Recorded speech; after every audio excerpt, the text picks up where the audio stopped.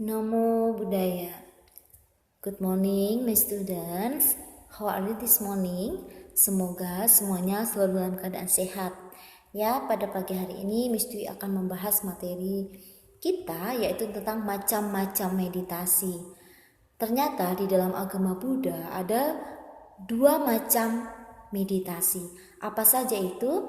Yaitu berdasarkan sifatnya, meditasi ini dibedakan menjadi dua macam, yaitu micca samadhi dan sama samadhi. Micca samadhi atau samadhi yang salah adalah pemusatan pikiran pada objek yang dapat menimbulkan kekotoran batin, yang biasanya digunakan untuk tujuan yang tidak benar. Ternyata sifat dari meditasi itu ada yang digunakan secara tidak benar. Ya, jadi tujuan seseorang melakukan meditasi hanya untuk mencapai tujuan-tujuan tertentu yang tidak benar. Yang kedua, sama samadhi atau samadhi yang benar adalah pemusatan pikiran pada objek yang dapat menghilangkan kekotoran batin. Yang kedua ini yang bagus, yang lebih baik, yaitu sama samadhi, di mana seseorang ini bermeditasi untuk memusatkan pikiran, menghilangkan kekotoran batin. Apa saja pengotor batin tersebut, seperti serakah, kebencian dan kebodohan batin, iri hati, dan lain sebagainya. Inilah pengotor batin yang harus kita bersihkan dari pikiran kita. Dalam melaksanakan samadhi atau meditasi yang benar, selain memiliki keteguhan hati, kita juga harus memiliki daya upaya yang benar, perhatian yang benar, dan meditasi yang benar. Ketika kita ingin melaksanakan meditasi, miliki pemikiran yang bagus, yang baik, untuk bisa menghancurkan pengotor batin di dalam diri kita.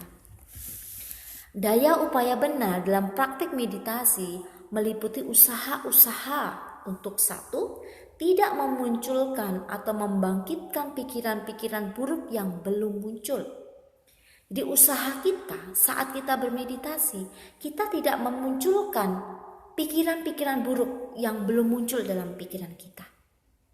Yang kedua, melenyapkan pikiran buruk yang telah muncul. Ketika pikiran buruk muncul di dalam diri kita segera melenyapkan, lupakan, fokus ke meditasi kita.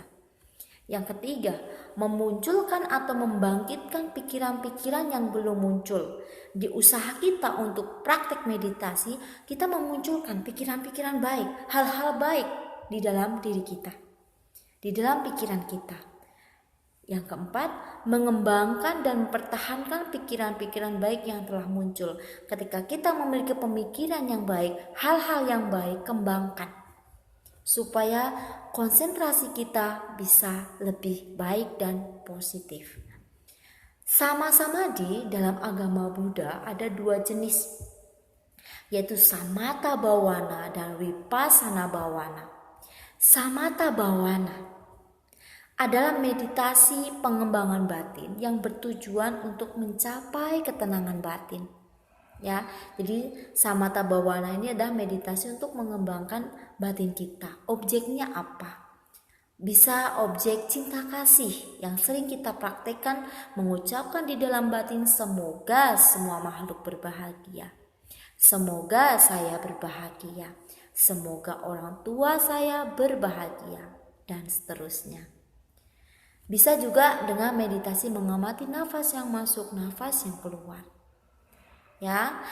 Kemudian yang kedua, vipassana bhavana adalah meditasi pengembangan batin yang bertujuan untuk mencapai dan mengembangkan kesucian atau pandangan terang. Di mana di sini objek kita adalah memperhatikan setiap gerak-gerik yang ada di diri kita. Ketika kita bernafas, kita tahu, oh saya sedang bernafas, saya sedang mengeluarkan nafas, saya sedang menghirup nafas. Ketika kaki kita terasa sakit, kita menyadari rasa sakit ini pun nantinya juga akan lenyap atau akan hilang.